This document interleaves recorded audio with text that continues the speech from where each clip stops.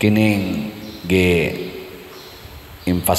ni Jesus pagsulti, lisod kay ni siyang sabton bisan nato karon kung wa gitay pagtuo. Mutuo ba mo nga kining misa mauni ang lugar diin si Kristo mahimong pagkaon? Tuo mo? Nawa di ba inyong tinubagan hinay kayo? Mutuo dili? Kinahanglan yung balik-balikon. Minus tagpagtuo tinud-anay lang. Mauna nga ang pagsimba dili kaayo ginapangita sa mga tao. Labi na gyud og pagsimba kada adlaw, bisan gani ka na ganing pagsimba o kada Domingo o mga holidays of obligation, maglisod man gani tagtuman. Ngano man kay wa man ta motuo nga kini di ay misa or kuwang tas pagsalig o pagtuo, conviction nga kining misa mauni ang lugar diin atong makaon ang kinabuhi nga mao si Kristo. Muna ang iya diyong gibalik-balik og mukaon mo nako, muinom mo nako, mabuhi gyud mo. Ug unsa may timailhan sa mga tao nga tinuod yung nikaon ni Kristo, sama sa atong unang pagbasa, makabaton og gahom sa pagbag-o sa kinabuhi sa mga tao. Makabag-o ba? Sama sa nahitabo ni Saulo nga nahimong San Pablo. Manglulutos siya, iyang gilutos ang mga nikaon ni Kristo. Nagsunod ni Kristo ba? Mga unang Kristiyanos, gitawag sila mga nagsunod sa dalan or the followers of the way. Mamuntoy una nilangan. Gilutos ni kanaganing Pablo or ni Saulo. Pero tungod kay sila wa man mohunong pagsangyaw, bisag nanagan sila di ka Jerusalem, abot sila ngadto sa Damascus, sige lang gyapon sila sangyaw. Wa gid sila mahadlok mo sangyaw. Mulikay lang sila sa mulutos nila. Pero masakpan gid sila, musugot ra pod sila patyon. So ang unang timaan gyud gahom. Ilingyay mong tupad. Inana kay gahom. Ay, daghan kayog magpa-counseling. Father, kambagi in town ko, kaya di gyud maminaw nako akong anak. Kasurindiro nako, Father, aning akong bana. Kasurindiro nako aning akong asawa.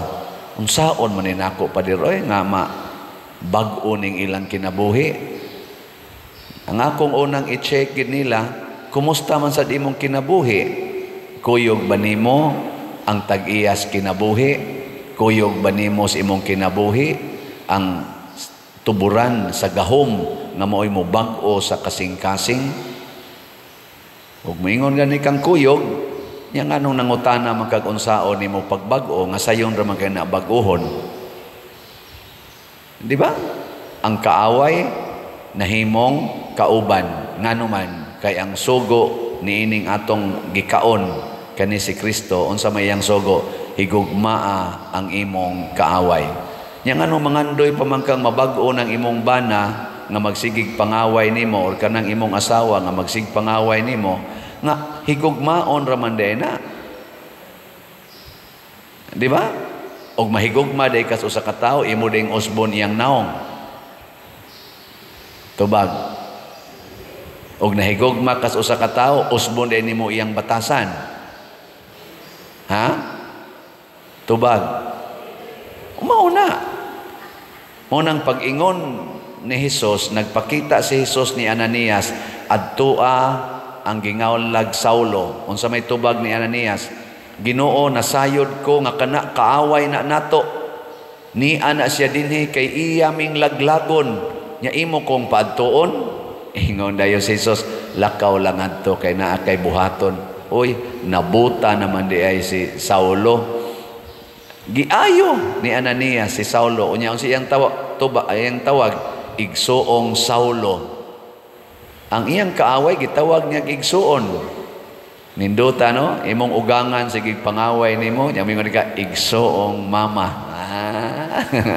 Pisti ka, animal ka, igsuong mama. I love you. Di ba? Ano ba? Kanindot ka no? Ang Team Marcos o Team Duterte, moingon din, igsuon kong Pilipino. O, ana. So, ang atong pilion karong umaabot eleksyon, kanang kamaong muhigugma sa tanang Filipinos, dili nang magsigig higugma sa pipila, niya magsigig panglutos sa uban. Pulos raman ta Filipinos. Niya ipapriso pagyud nimo ang imong kapwa Pilipino ngadto sa laing nasod. Kanang tanan nga na-related anang maong krimen nga ang usa ka Pilipino nga wa gani moagi og formal due process nato sa atong korte dinhi gipapriso dito sa ICC. Kaila ba mo kinsa gipriso ro sa ICC? Kaila kinsa maingan? Mo na Tatay Digong, former President Duterte, ang tanan nga na-involved ni ana wa na sila'y gugma sa Pilipinas. Ngano man, porte mangin natong atiman sa atong OFW. Nga tuay in taon nang inabuhi dito, na magani gipang priso dito, gihukman ng bitayon, ato maganing petisyonan gyud, hangyoon gyud nga ipadalang diri, di lang bitayon dito. Ang taga dinhi no, giblabay na no dito. Ngano man, kay wa mahigugma sa Pilipinos. O kining mga tao nga na-involve ani, nanagan ra ba ng uban or nahimong partido ang uban, ato na ng pahunungon karong Lunes. Gilingay mong tupad ing naoyon kang father dili. Ing na. Ambot lang. Kinsa may involve ana, ang mga Team Marcos o Team Duterte. Way gugma. Kusog kayo ang graft and corruption dinis ato. Kusog kayo. Kay kaning mga leaders nato kasagaran nga naglingkod, mahaylog yung kwarta. Unya inig panahos eleksyon, manghaylo sana silag kwarta.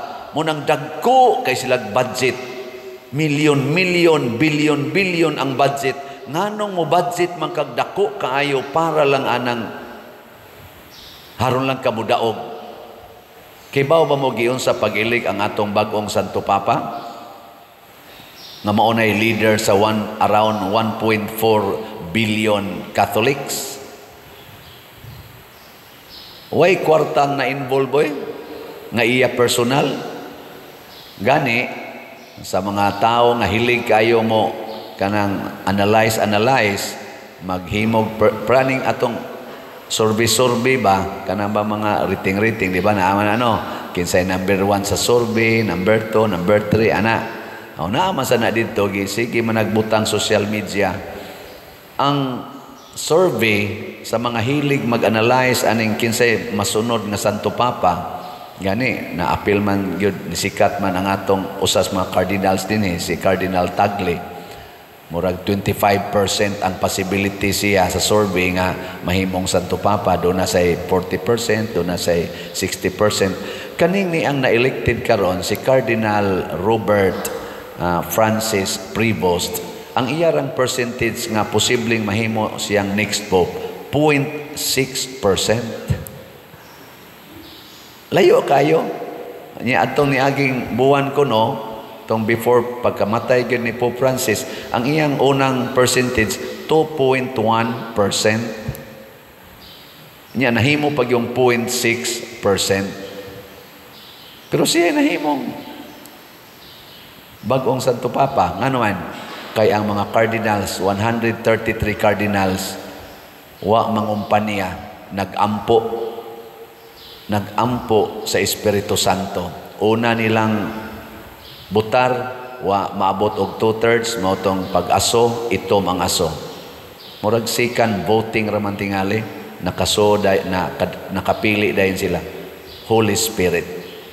Mo nakita sad karon, labi na kitang ni as Catholic Church na amantay si Simpil dinhi sa Cebu, naagit tay prayer warriors, naatay grupo nga gitukod, gipundok aron magampo panahon sa pagsugod sa eleksyon karong Lunes hangtod matapos alas 7 sa gabi. Atong iampo, magampo ta nga unta ang lamdag sa Espiritu Santo, dili ang lamdag sa mga kandidato, mao'y sundon sa mga butante. Kitang mga butante, mulaom ta sa Espiritu Santo, magampo ta, na naman gitaroy mga choices. For sure, 90% sa mga mubutar, na nagid mo yung mga choices karon. Ampui usa, ampui ba? Nganong kani may akong pilion? Maunay una na tong pangutana. Sunod, unsa may iyang binuhatan? Kamao ba sa ni siyang moampo? Kamao ba ni siyang mohigugma? Kamao ba ni siyang mopasaylo? Kay basig magsigilan ning panglutos sa iyang mga kaatbang sa politika. Magsigilan ning gastos kwarta para ilutos, ipapriso, ipa-impeach ang iyang mga kontra sa politika. Ikaupat na tong pangutana, unsa may mga saad ani Niyas una nga akong mahinumduman, natuman ba o wa? Kaya may kusog kay mo saad, pero dili mo tuman. Giingna na imong tupad, ingna gituman gid nimo imong saad. Ingna kono. Nya mingon gani ka, dili tanan, liwat ra sana nimo. Na siya. Sa atong tubag sa Salmo, panglakaw kamo sa tibuok kalibutan og isangyaw ang maayong balita. Unsa may maayong balita nga duna natay pagkaon nga maghatag og kinabuhi. Duna natay pagkaon nga dili maghatag og kamatayon, og mao kana ang lawas og dugo ni Kristo. Unsaon man nato na pagkaon? Una, kinahanglan higugmaon og tuuhan nato ang iyang mga pulong nga naa sa Biblia. Ikaduha, musunod ta sa doktrina sa atong simbahang Katoliko, labi na ning mga sakramento, and the highest is the Holy Eucharist. Kanalay ato isangyaw, inyong mga anak, inyong mga apo, sultihi anak, nga useless ang pagpasar sa board exam, useless ang pagtrabaho og nindot kayong posisyon, useless ang pagnegosyo nga bilyon-bilyon imong income kung wa kay Ginoo. Useless ang pagkahimo nimong senador, pagka-gobernador, pagka-congressman, unsa pa nang uban diha, mayor or presidente sa Pilipinas, or unsa diha imong posisyon, pare, kardinal, santo papa, kung wa kay Ginoo sa imong kasing-kasing. Tanawa karon, unsa may nahitabo sa atong nasod, hayahay o naglisod? Kusga. O naglisod, lisod sad. Tanawa atong slat, minus kay halin. Naglisod man. Ngatong SBF dag na apay para ni sa tong kumbinto na apay 3,586 ka slots nga wa pa mahalin, tag 500 pesos per slot. Ang atong God's Healing and Deliverance Powers, GHDP, para ni sa atong katong ipremyo nato, mao na lang ni atong gipadayo ni kay naapay 27,340 ka slots nga tag 100 pesos per slot. Dali-dalion tanig hurot kay nindot on tanig mahurot ni karong buwan gyud sa Mayo kay haron ato ning mahatag ngadto sa mga chapels. Unya ang atong kadtong kang Father Arnel haligi para ni Mama Mary, murag dool-dool na lang ni kay 106 na lang. Hotdan lang ninyo karong adlaw 106 na lang ni tag 100 pesos per slot. Mahurot ba ni karong buwan sa Mayo o dili? Horot ni nga naman kay nagpuyo naman ang Ginoo nato. Mugawas gid ang atong pagkamahigugmaon, pagkamanggihatagon, pagkamapasayloon og mubunga kinig kalinaw og kalambuan. Muna ang mga Katoliko sa una, panahon pa nila ni San Pablo, ang pinakadaghan nga gihisgutan na aras 5,000. Pero karon 1.4 billion throughout the world. Bunga ni sa mga tao nga nagdaag Ginoo, mga misyonero, mga samas mga Agustinian, Dominican, Franciscan, Jesuits. So ang una natong Santo Papa nga gisundan ani karong Santo Papa usa ka Jesuit, si Pope Francis. Karon Agustinian. Ang Agustinian usa sa mga orders nila mo nang nagdaa diha sikat natong Santo Niño o kanisang atong naa sa Tabor nga OED. Kuangi na din o kanang naas gadaan ng USGR, OER sa na sila ug uban pang mga order sa Agustinian. Mo nang nindot kayo nga ato gyung tan-awon kanunay giunsa pag-translate ang giingon ni Kristo, ako ang pan nga naghatag og kinabuhi, ang mukaon kanako dili na gyud gutomon og dili na sad uhawon, labaw tanan dili na mamatay. Ang pasabot dili gyud maimperno, dili mabuntog sa sala dinhis kalibutan.